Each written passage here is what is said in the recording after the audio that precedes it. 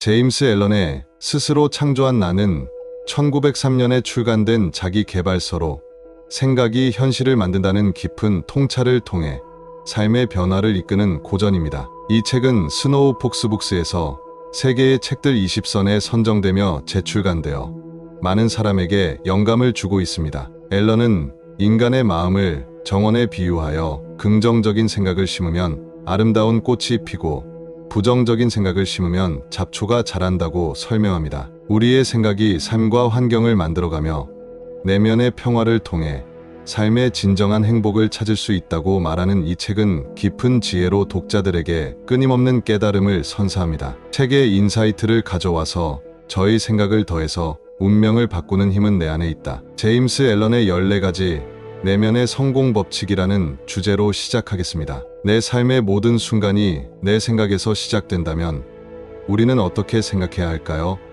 제임스 앨런은 우리 삶의 모든 변화를 마음에서 시작해야 한다고 말합니다. 앨런의 가르침은 단순한 긍정적인 말이나 격려가 아닙니다. 그는 생각이 현실을 만든다는 강력한 진리를 통해 우리가 어떻게 생각하고 어떤 마음을 품느냐에 따라 환경이 바뀌고 운명이 결정된다고 말합니다. 그의 철학은 수많은 독자들에게 깊은 영감을 주었고 그 중에는 불행과 좌절 속에서도 이 지혜를 통해 새로운 삶을 살게 된 이들이 많습니다. 이 영상에서 우리는 제임스 앨런이 남긴 14가지 강력한 지혜를 통해 삶을 새롭게 조명하고 내면의 변화를 어떻게 일궈낼 수 있는지 알아보겠습니다. 여러분이 찾고 있는 삶의 변화를 위해 오늘 이 영상을 통해 새로운 시작을 함께 만들어가 보세요. 첫째로는 생각이 현실을 만든다로 행복의 시작은 내면에서부터입니다. 제임스 앨런의 철학에서 가장 중요한 가르침은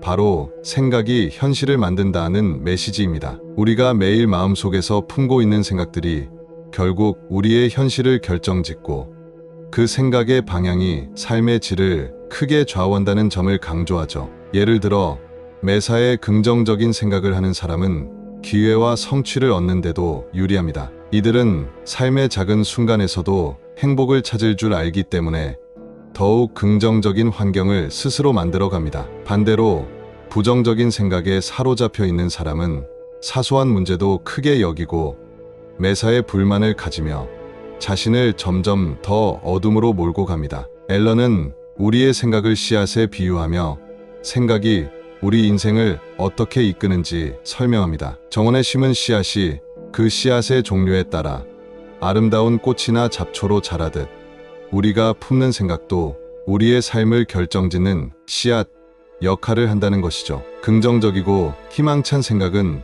우리 인생에 꽃을 피우는 씨앗이 되고 반면 부정적이고 파괴적인 생각은 우리를 고통으로 이끄는 잡초와도 같습니다. 따라서 우리의 생각을 아름다운 정원으로 가꾸어야 하며 나쁜 생각은 잡초처럼 뽑아내야 한다는 것이 앨런의 조언입니다. 내면의 생각이 현실을 만든다는 점에서 우리는 스스로 내면의 정원사가 되어야 합니다. 내면의 정원을 긍정적인 사고와 희망찬 기대감으로 채우고 부정적인 생각은 잡초처럼 제거해 나가는 노력을 해야 한다는 뜻입니다. 앨런은 이를 통해 우리가 매일 어떤 생각을 하는지가 인생을 어떻게 바꾸는지 자각해야 한다고 말합니다. 이러한 사고 방식은 긍정적인 변화를 이끌어낼 뿐 아니라 우리의 삶에 놀라운 기적 같은 변화를 가져올 수 있습니다. 우리는 내면의 생각이 얼마나 강력한지 자주 잊어버립니다. 생각은 그 자체로 강력한 힘을 가지고 있어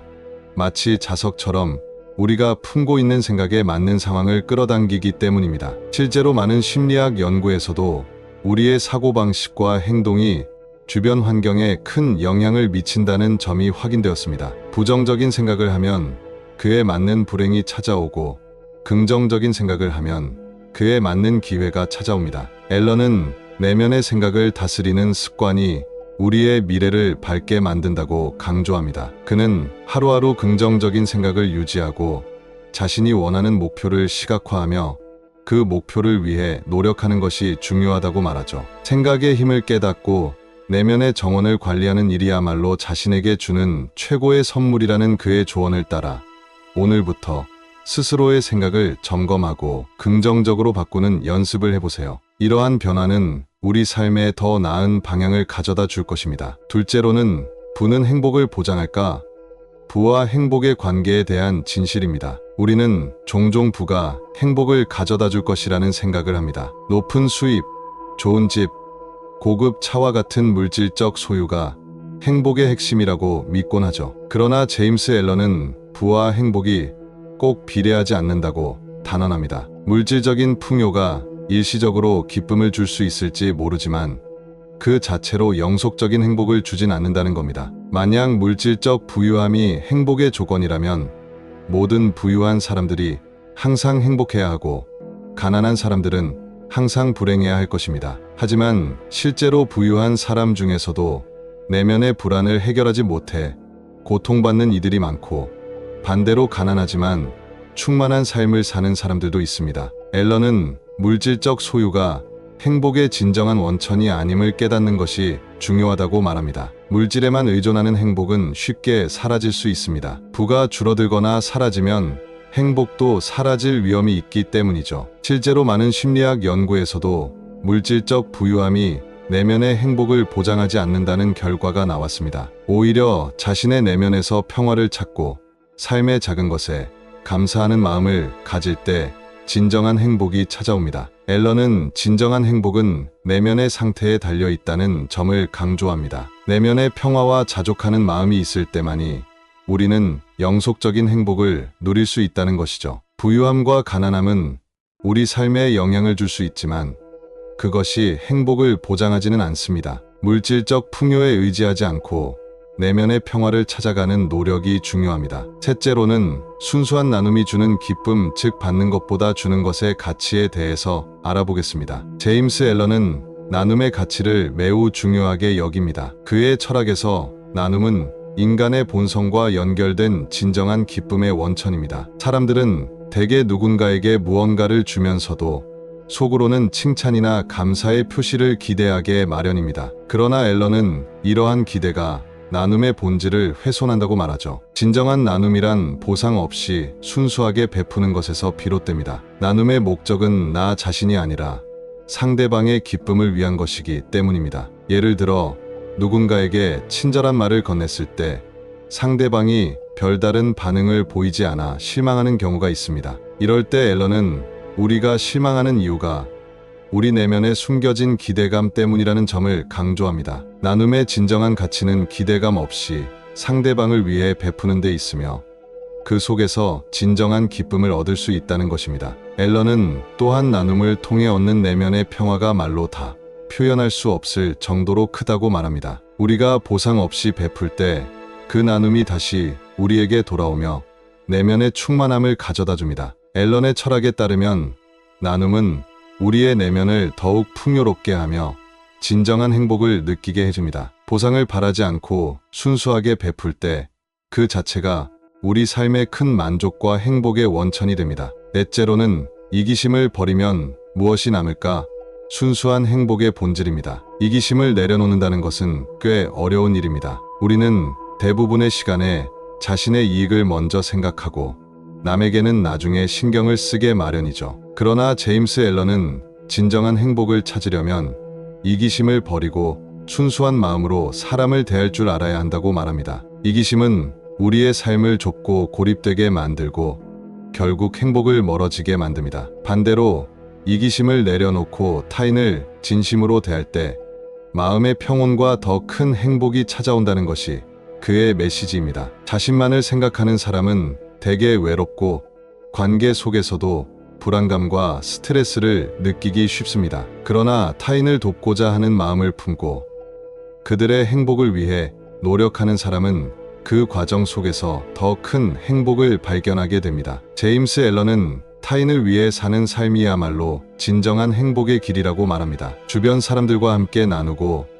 그들의 기쁨을 자신의 것으로 삼을 때 우리의 내면에 더 큰 평화와 만족이 찾아옵니다. 이기심을 내려놓고 타인의 행복을 위해 행동하는 것이야말로 앨런이 전하는 행복의 본질이며 내면의 진정한 기쁨을 얻는 길입니다. 다섯째로는 외적인 조건이 아닌 내면의 생각이 환경을 창조합니다. 사람들은 종종 자신의 삶이 환경에 의해 결정된다고 생각합니다. 삶에서 맞닥뜨리는 상황이나 주변 조건들이 우리의 행복과 성공을 결정짓는다고 믿곤 하죠. 하지만 제임스 앨런은 정반대의 견해를 가지고 있습니다. 그는 우리 내면의 생각이 환경을 창조한다고 말합니다. 즉, 외적인 환경은 우리의 내면 상태를 반영하는 것에 불과하다는 겁니다. 예를 들어 어떤 사람은 끊임없이 어려운 상황에 놓이면서도 그것을 기회로 삼아 나아갑니다. 그 이유는 내면의 강한 긍정성과 자신감 덕분이죠. 반면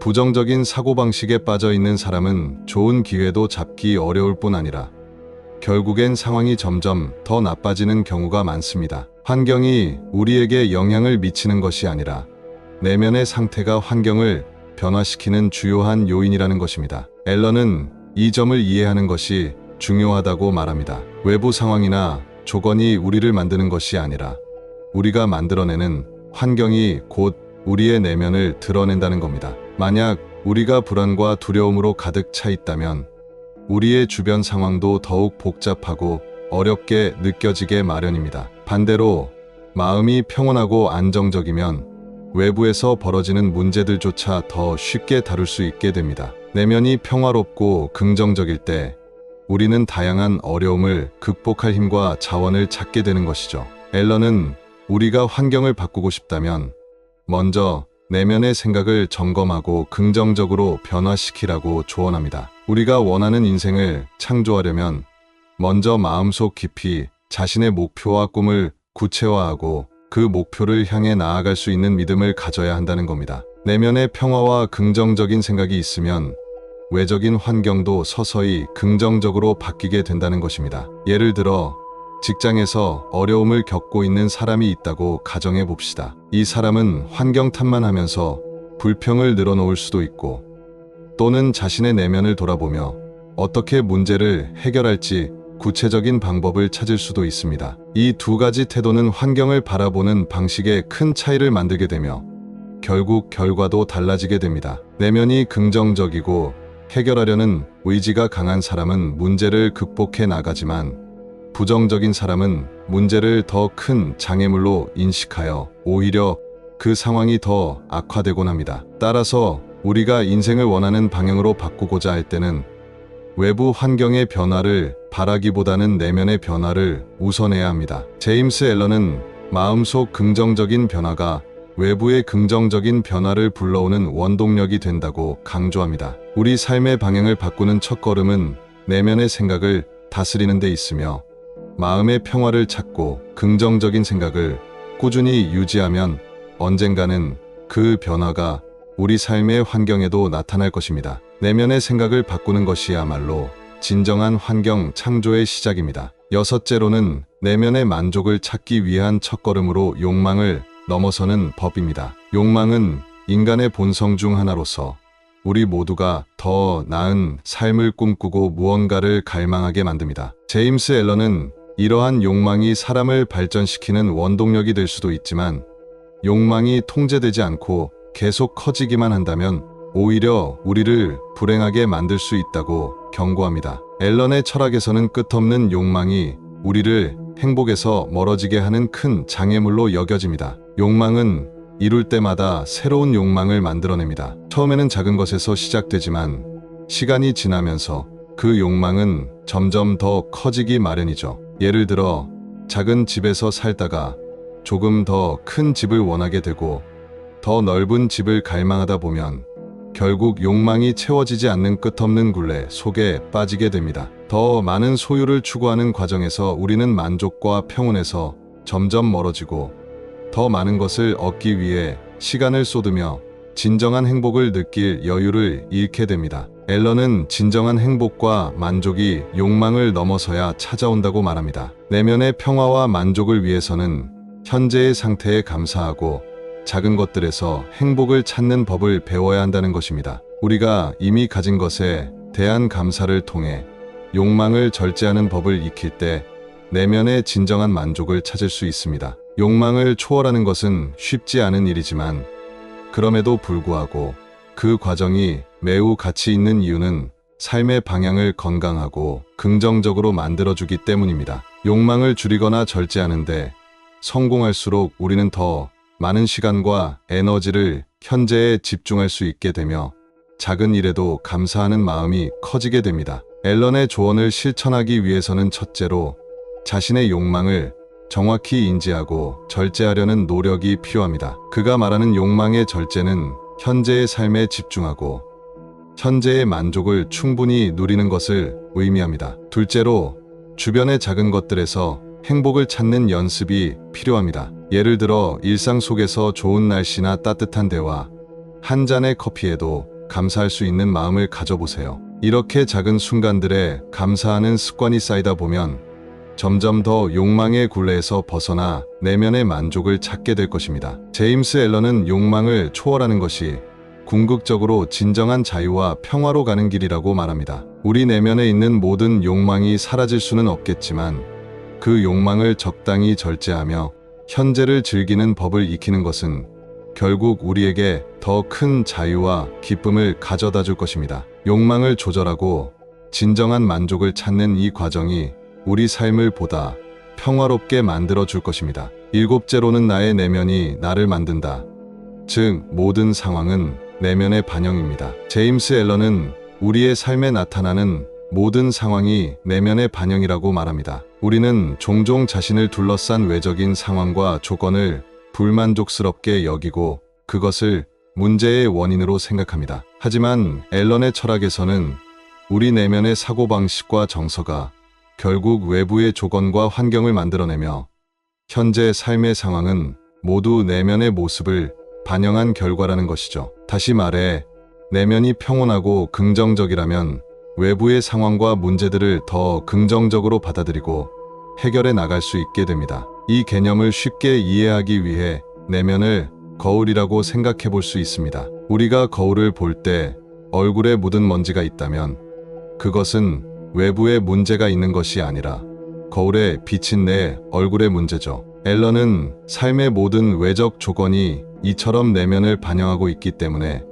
외부 상황을 바꾸려 애쓰는 것보다 먼저 내면을 들여다보고 변화시키는 것이 중요하다고 말합니다. 내면을 어떻게 가꾸느냐에 따라 우리는 같은 상황에서도 전혀 다른 결과를 만들어낼 수 있습니다. 예를 들어 어려운 경제 상황에서 어떤 사람은 기회를 찾고 혁신을 일으키며 성공의 발판으로 삼는 반면 또 다른 사람은 실패와 좌절에만 집중하여 상황이 더욱 악화되는 경우를 볼 수 있습니다. 앨런의 가르침에 따르면 이는 그 사람들의 내면 상태에 따른 결과인 것입니다. 긍정적이고 진취적인 사고방식을 가지고 있는 사람은 외부 환경을 기회로 받아들이며 문제를 해결하기 위한 열정을 불러일으킵니다. 그렇다면 내면을 바꾸기 위해서는 어떻게 해야 할까요?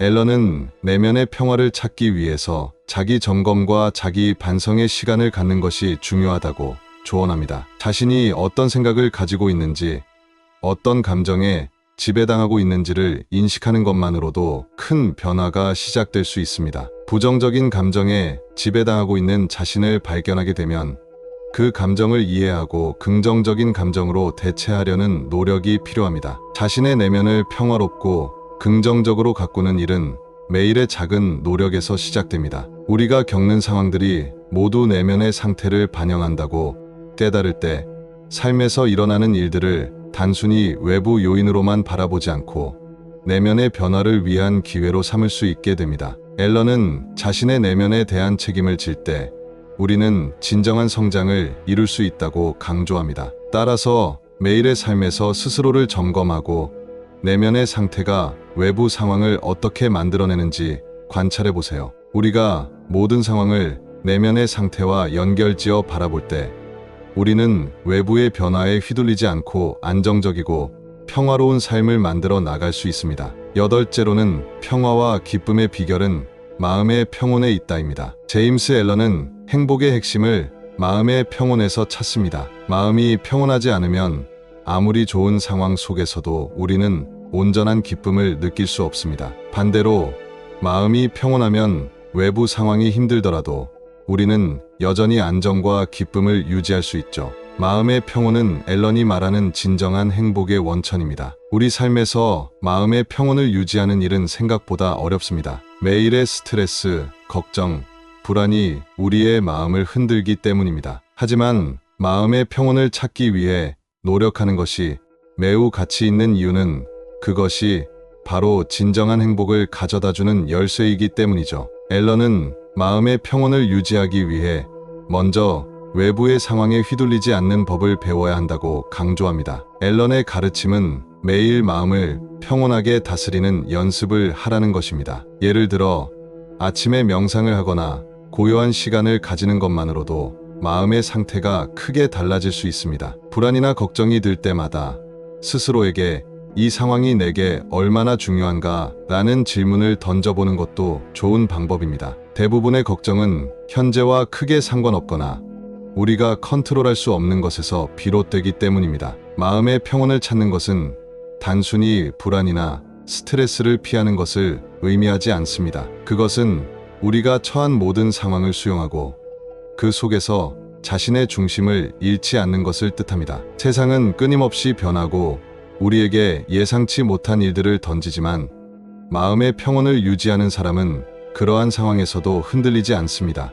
앨런은 이러한 평온함이야말로 진정한 행복과 기쁨의 근원이며 우리에게 더 나은 삶을 선물한다고 말합니다. 매일 내면의 평온을 찾는 연습을 해보세요. 마음이 평온해지면 우리는 삶의 작은 기쁨에도 감사할 줄 알게 되고 외부의 조건에 휘둘리지 않는 행복을 발견할 수 있게 됩니다. 마음의 평온이야말로 모든 행복의 시작입니다. 아홉째로는 이타적 사랑이 주는 진정한 행복의 힘입니다. 제임스 앨런은 사랑이야말로 우리 삶을 변화시키는 가장 강력한 힘이라고 말합니다. 여기서 앨런이 말하는 사랑은 자기 자신만을 위한 것이 아닌 이타적 사랑, 즉 다른 사람을 위해 베푸는 사랑입니다. 우리는 대개 자신이 사랑받기를 원하지만 앨런은 사랑을 받기 위해서가 아니라 사랑을 주기 위해 존재하는 것이 인간의 본질적인 사명이라고 주장하죠. 이타적인 사랑은 우리가 자신을 뛰어넘어 타인을 진심으로 돌볼 때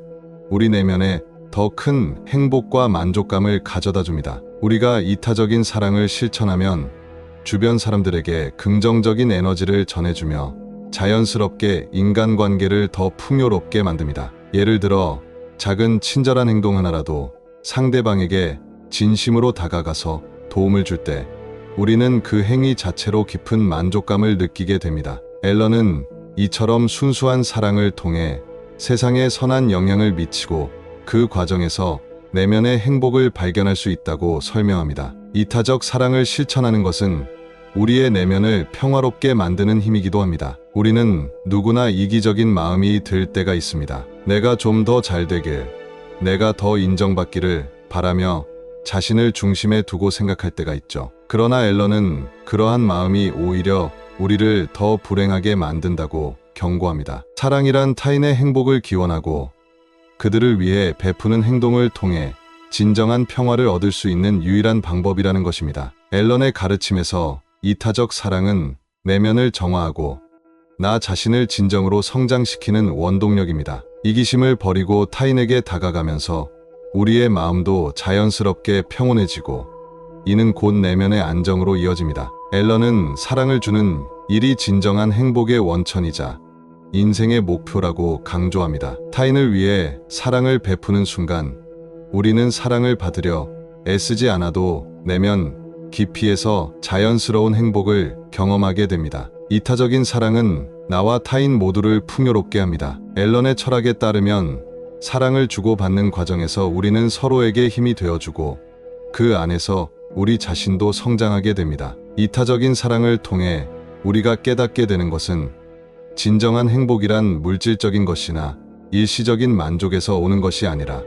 다른 사람을 위한 사랑에서 비롯된다는 점입니다. 타인과 나누는 사랑이야말로 가장 순수하고 강력한 행복의 원천임을 기억하세요. 10번째로는 내가 원하는 것, 남에게 먼저 베풀어라, 즉 주는 행복의 법칙입니다. 제임스 앨런은 먼저 베풀어라고 조언합니다. 우리가 삶에서 원하는 것을 얻고 싶다면 그에 상응하는 것을 먼저 남에게 주어야 한다는 것이죠. 예를 들어 사랑을 얻고자 한다면 먼저 남에게 사랑을 주고 인정받고자 한다면 먼저 다른 사람을 인정해주는 것입니다. 앨런의 철학에서는 삶이란 주고받음의 연속이며 주는 것이야말로 행복을 쌓는 가장 확실한 길입니다. 많은 사람들은 남에게 좋은 대우를 받길 원하면서도 스스로는 그러한 대우를 타인에게 해주지 않곤 합니다. 하지만 앨런은 주는 것이 받는 것보다 더 가치 있다고 강조합니다. 우리의 마음속에서 먼저 사랑과 친절을 베풀 때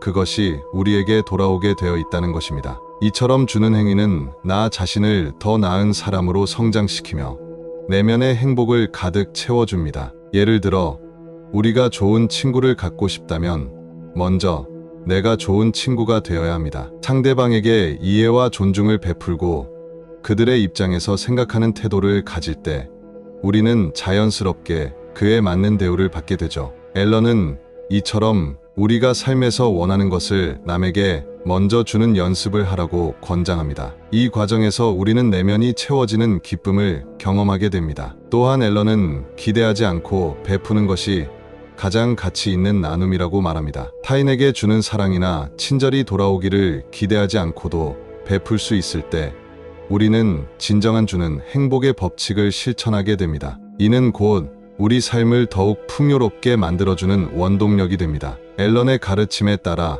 여러분이 원하는 모든 것의 첫 시작은 그것을 남에게 주는 것에서부터 시작될 수 있습니다. 11번째로는 우주의 법칙과 조화롭게 사는 삶이란 무엇인가? 입니다. 제임스 앨런은 우리가 우주의 법칙에 따라 조화롭게 살아야 한다고 말합니다. 세상에는 변하지 않는 원칙과 법칙이 있으며 우리는 그 법칙을 따르는 삶을 살 때 더 큰 평화와 만족을 느낄 수 있다고 설명하죠. 그가 말하는 우주의 법칙이란 일종의 원인과 결과의 법칙으로 우리가 어떤 생각과 행동을 했느냐에 따라 삶의 결과가 결정된다는 것입니다. 우주에는 수많은 법칙이 있습니다. 예를 들어 중력의 법칙처럼 물질 세계의 법칙이 존재하고 인간관계나 정신적 영역에서도 보이지 않지만 작용하는 법칙들이 있죠. 앨런은 우리가 이러한 보이지 않는 법칙을 깨닫고 그 법칙에 맞추어 살아가야만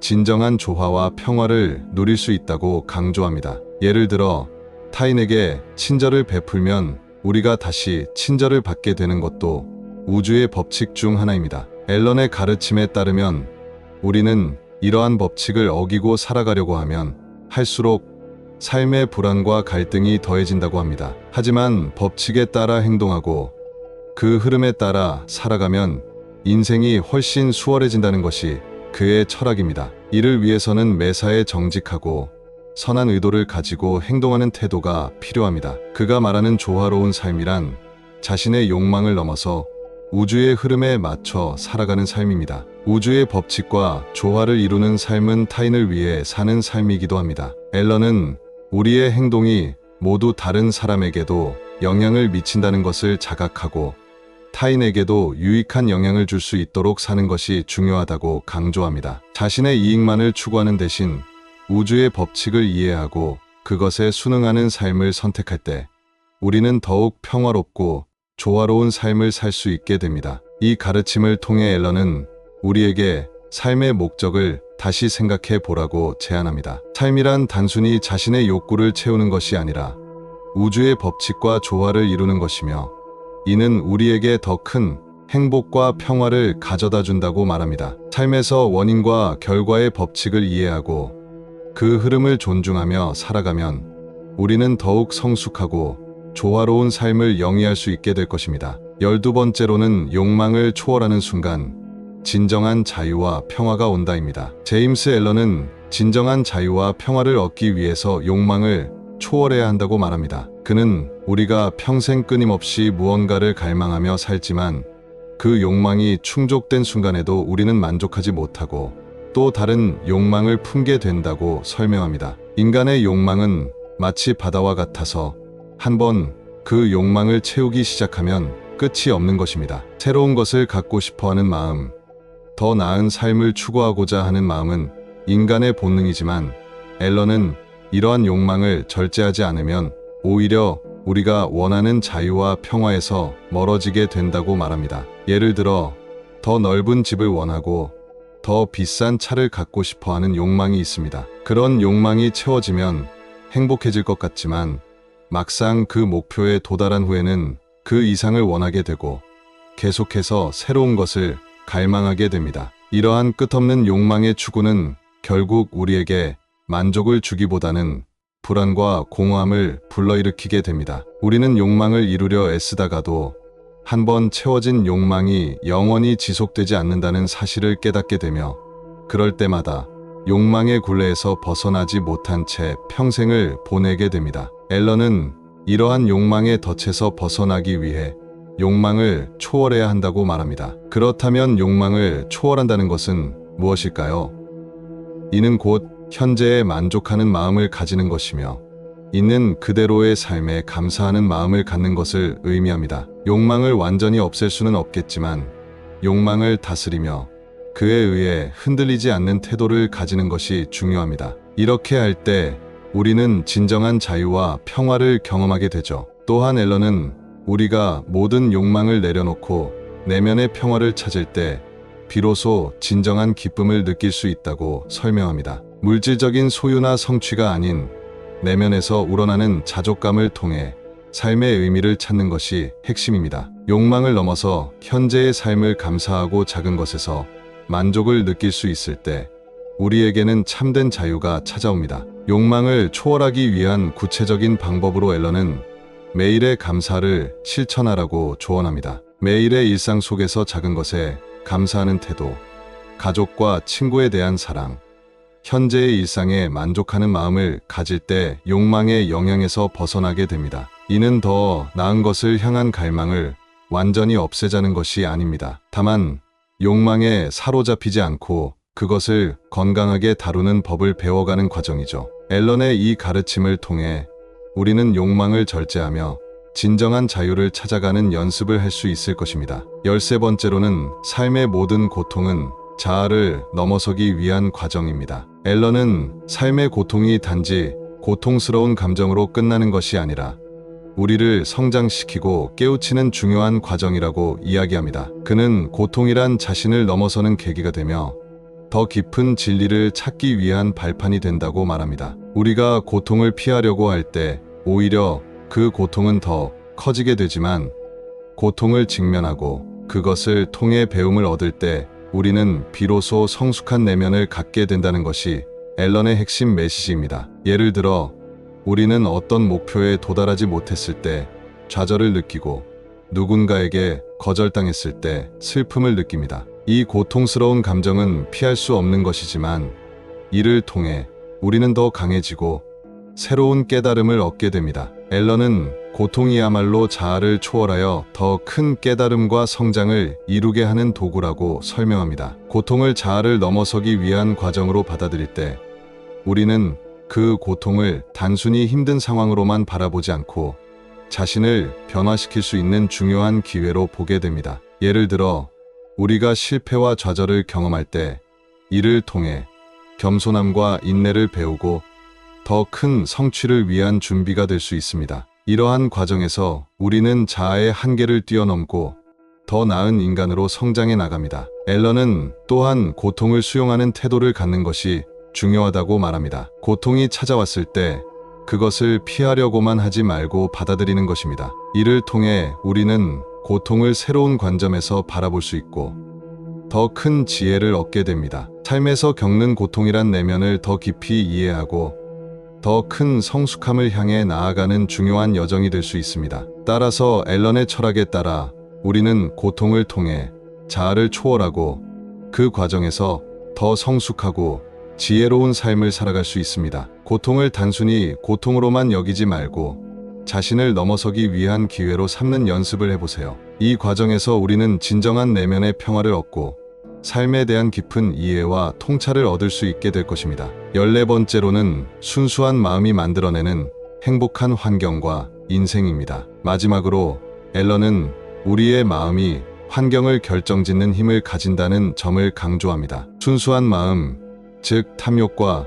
이기심에서 벗어나 세상을 있는 그대로 받아들이고 선의와 평화를 바라는 마음을 지니면 그 마음이 곧 우리의 인생을 행복하게 만들며 주변 환경에도 긍정적인 영향을 미친다는 것이죠. 앨런은 순수하고 긍정적인 마음을 지닌 사람은 세상에서 더 많은 사랑과 행복을 얻을 뿐 아니라 다른 사람들에게도 좋은 영향을 미치게 된다고 설명합니다. 우리의 환경은 단순히 외부 요인에 의해 만들어지는 것이 아닙니다. 우리의 생각과 감정, 그리고 그에 따른 행동이 우리가 처한 환경을 형성하고 발전시킵니다. 만약 우리가 불평과 불만으로 가득 차 있다면 주변 사람들 역시 그런 부정적인 에너지를 느끼게 되고 결과적으로 우리를 둘러싼 환경도 어두워지게 됩니다. 반대로 우리가 순수하고 긍정적인 마음을 가지고 타인에게 친절하게 대하고 상황을 이해하려는 태도를 가질 때